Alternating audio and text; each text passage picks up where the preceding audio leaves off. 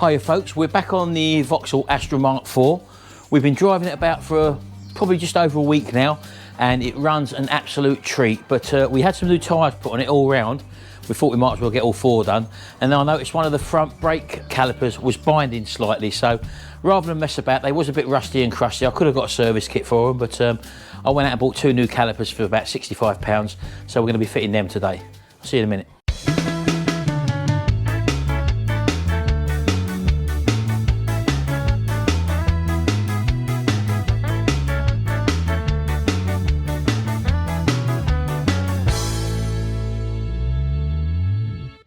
Right, so as I said to you, we had four new tyres put on the car, and what we did notice when we had it up in the air was that turning that wheel, although you can turn it, it is very, very stiff.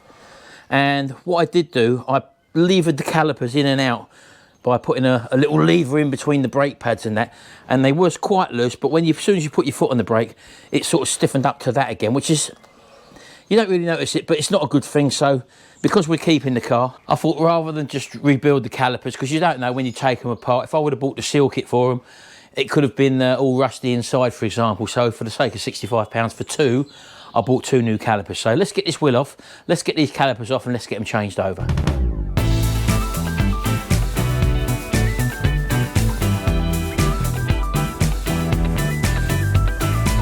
Right, okay, so here's the caliper in question, the one that was sticking. The one on the other side isn't sticking, but I thought I'd do both anyway.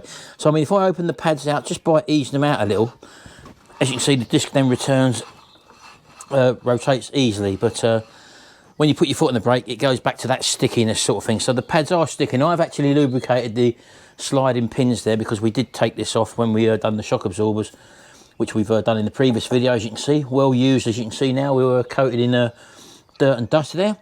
So what I'm going to do is literally just take these off, because I did notice that the bleed nipples are all sort of rusted as well, and I didn't want to have to go to the hassle of trying to drill these out if they snapped off and stuff like that. So just buying a brand new caliper was the way to go. And here is the new caliper. Let me get the right one first. Hold on, that's the wrong side. Right, I think that's the one on this side. Yeah, so just having a little look first of all to make sure that they are exactly the same. Although this one doesn't appear to have the holes in it. Look. Now, does that mean it's the wrong caliper? Oh dear. Always something, isn't there? Oh God, there's always fucking something. Right, so this is the next day now after what you've just seen that happened on my car video. So we decided to come out here and start work out here. As you can see, we started laying the patio, and of course it poured down with rain, and not only rain, hailstones in the middle of, what is it, May? Yeah, middle of May, hailstones. And it was the heaviest hailstones and rain I've ever seen, and we had cement. These were floating all over the place, but that's another story. I'm just showing you how things go. So what I've done, as soon as I got back, because I bought the brake calipers off of eBay, and although people are going to say in the comment section, yeah, but you should have taken the old ones off or measured the old ones and done all this.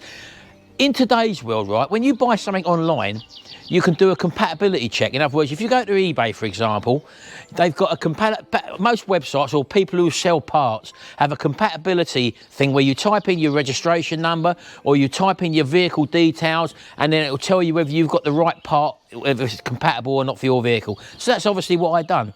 I didn't take the calipers off because Sharon was using the car. So you could say it could be my fault, or you could say that we use technology, and most of us are guilty of that, where we go online and we order stuff and it turns out it should do the job. If you phone somewhere up for the part, whether it be a Motor Factors or whatever, they ask for your registration number and they can cross-reference and find out and send you out the right part. That's how it works. So for those of you who are going to say, oh, I should have taken the part off and checked it. No, not in the real world. Real world, she's using the car. There's systems out there in place, and that's what I actually use. And I've done it successfully on many other occasions. Anyway, so I got back onto the seller and I said to them that they've sent the wrong part out as per listing. I'd done your online check where it says if it was compatible, and it said it was. And that's all I've done, because they said, can you measure the caliper, this, that, the other? And I'm not taking the wheel off, to be honest with you. I'm not going to do that. And I looked through their website again, on eBay, their listing, sorry, and there was another caliper there, which looks like the right caliper for the Mark IV Astra, with the holes in, and everything looks absolutely correct. But when I typed in the compatibility check, it said it wasn't the one for the car. So I did point this out to them. Anyway, they said, we'll send you the packaging label. We'll issue you either a refund or a replacement, depending on what you want. And anyway, so I printed off their label, packaged it back up again in the exact same box, took it down to the post office. Sharon's took it down this morning. She's come back because they said it was the label, it's got the weight on there and the actual price, £3.34, something like that, for 0 to 2 kilograms. Sharon's come back and said they've weighed it. It weighs in at 6.5 kilograms, and they're saying it's going to cost £16.5 for us to ship it off. So I'm now in a situation where I've had to email them back again, and they've said that, well, I'm going to have a reply yet. So I've come out here to start this again today, and hopefully the next few hours is going to be dry, but although rain is forecast for the rest of the week, but I've got to do something, and this is just the way things go. So yeah, although it was a car video, I'm just showing you that things do go wrong. Things don't always go to plan, and you have to rely sometimes on technology or other people's systems to get you your part. It's all right to say, oh yeah, take the bit off, take it into the shop, and all. No, them days are gone. You don't normally do that now. 9 times out of 10, if you're going to somewhere like Euro Car Parts, for example, they don't know behind the counter what they're selling anyway. So for those commenters who are going to say, oh, you know, you should always take the thing off and measure the... No. Hey, there you go. So yeah, we started this. Let's give you a little quick look at this, because it's not a rant video, it's a when things go wrong video. Let's show you this. We've got a nice little slope now. We've got our string line down the end there. I put a string line down there. I've got a string line going down there, and we've done the old 3, 4, 5 measurement to get the right angle. So you go 3 foot that way, mark on the wall. That way you go 4 foot, mark on the wall, and the diagonal should be 5 foot. So that's how you do the 3, 4, 5, and it should be a nice angle. We're pretty lucky here because we're on an old base anyway. So we mixed up all this cement there, over there. We had to just pour there because this was what we were starting to work along here. And then, of course, it hammered down, literally hammered down. I wish I would have filmed it, but I didn't. But yeah, this is all gone off now, so won't take long. So hopefully get some more of this done today, because I want to finish this. That patio's going all the way out to there, by the way. So that's the plan, and all the way along there. So anyway, that's that. And as I've said, Sharon's car's running fine now. But before I've done the video on, there's another video coming out where you'll see that Sharon's car's running fine. I haven't done a video on it, to be honest with you, because when I started plugging the diagnostics in, my little, I think I've got a launch CRP123 or something like that. It's my diagnostic reader. And do you think that I could get that thing to work properly?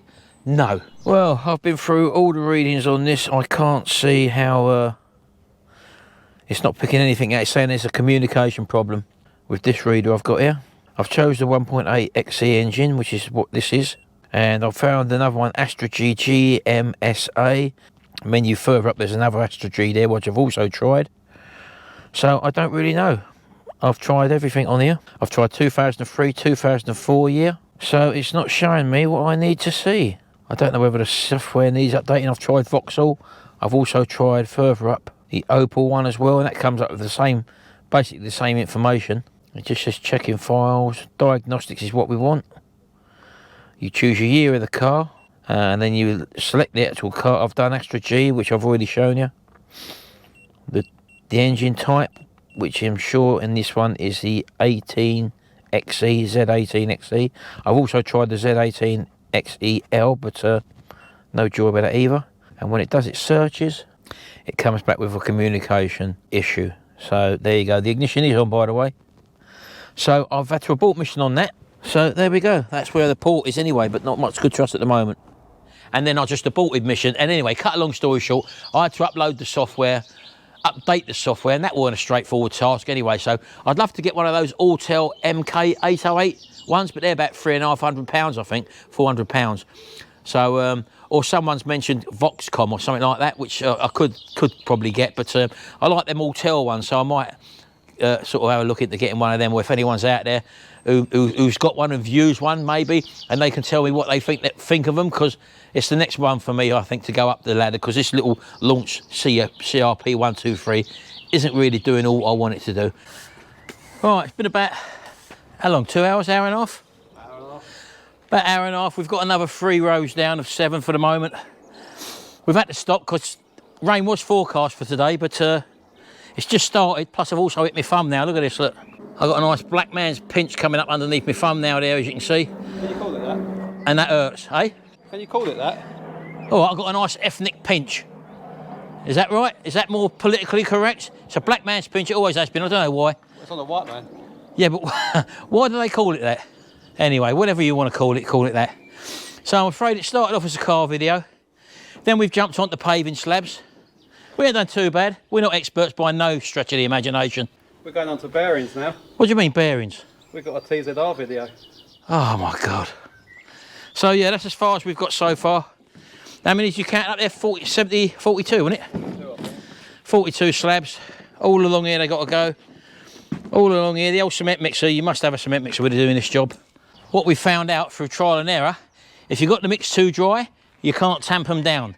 If you've got the mix too wet, which happened in the downpour yesterday, literally really hammered down, then they float away. So you've got to get that mix just right, and then you can tamp them down all right. But we're not, again, they're not all that. Some of them are a little bit sort of off even sort of thing, but it's our patio. We're doing it our way. We're just having a go at the end of the day. Anyway, I think I'll leave this video here, and hopefully you can see the sort of thing that goes on in our day-to-day life as well. And a lot of people probably have been noticing that I've been answering comments from a year, 2 years ago, or just acknowledging them. Well, I don't know what's going on with the YouTube comment section at the moment, but normally I go down my comment section and I can sort of tick or answer the ones, or put a little heart there to show that I've looked at it along in my little comment. But then suddenly pages and pages of comments that have come up which are unanswered from so far back to 3 years ago, and I've either got to delete them or answer them, and then the computer slows down for some reason. I don't know whether it's the actual software on YouTube that's playing up at the moment, but I can't get rid of them, you see. So I've been spending literally hour a night trying to sort of either heart them, and I've had people come back and say, oh, you're answering comments to 3 years ago. What's going on? Or you must be bored or something like that. No, not at all. It's just me trying to do some housekeeping on my channel. I'm ranting again, I know I am. I just answered a long comment. If you're out there, Jez, you know I had to answer that long comment of yours that you sent me. I don't normally like to answer comments in depth like that, and people take for granted that I don't know what I'm doing, but at the end of the day, this is my life. I do it my way. I do it the way I think I've got to do stuff. And if people don't like that word, then that's up to them. And if you don't like it, well, that's it. Don't watch my videos. That's all I can say. And if you do like my videos, do it the subscribe button. Do it the old thumbs up if you like the video itself. And obviously, yes, do leave a comment. I do make a conscious effort to read all the comments and answer them. And if I've put a little love heart by it, or a little heart or whatever, I've obviously looked at your comment and read it, sort of thing. So there you go. Someone said to me the other day, oh, you attacked that person who said that you was annoying on Gary's channel. You called him an idiot. And he said, I'm not going to watch your videos no more, basically. So I said, ta-da, bye. Blocked him. This is someone who's been a subscriber for quite a few years. And all I did was react. I get so many comments from people, and some of them are really sort of, not stupid comments, although I use the word stupid because I get quite annoyed sometimes, as you well know. And literally, you get hundreds and hundreds of comments a week, not only on this channel, over 3 or 4 channels I've got. And sometimes when someone asks an obvious question, like the shed build videos, for example, at the end of watching the 5th video, which is the one where at the end I put how much it cost us, someone says, how much to build that shed? And I've already answered it in the comment. Or then someone comes and says, oh, what poundage do you use in your spray gun? What pressure? I say it in the video. Even when I've said it in the video, they haven't watched the video properly. And I have to sort of go back sometimes, especially if it's a video from a month or even a couple of years ago, and they sort of ask the question. I have to go and watch the video again to see if the point that they made was valid. 9 times out of 10, the question's been answered in the video. But anyway, I'm ranting again, I know I am. And people say, stop ranting, Mark, because it don't do your blood pressure any good. I know that. Anyway, I've had a right week of it this week, but we're getting there now. We're starting to move forward. We've got to carry on ploughing through it, and obviously try and keep a happy persona, as I do most of the time. And if you don't like my videos, as I said, then I can't do nothing about that. Just don't leave a stupid comment. I'd rather you not leave a comment at all than leave a stupid comment. Anyway, thanks for watching, folks. Those of you who are here to watch my videos, I've said that once already. I'm waffling. Cut the waffle out. Yeah, and I'll see you in the next video, folks, and hopefully I'll be a bit better mood, because the weather's been against us and other things out of my control have been against us. Thank you very much. I'll see you in the next video, and until then, bye for now. There we go. Raining again. It was sunny a minute ago, belting it out sunny. And now we got this.